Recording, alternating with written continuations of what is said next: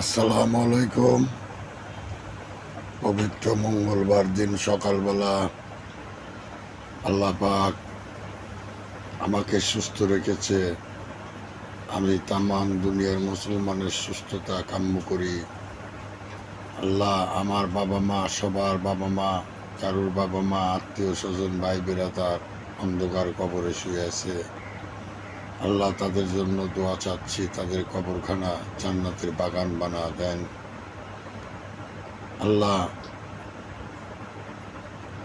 প্রত্যেকটা মুসলমানকে আল্লাহ কামাই কাজিতে বরকত দান করুক। আল্লাহ সবাইকে সুস্থতা দান করুক।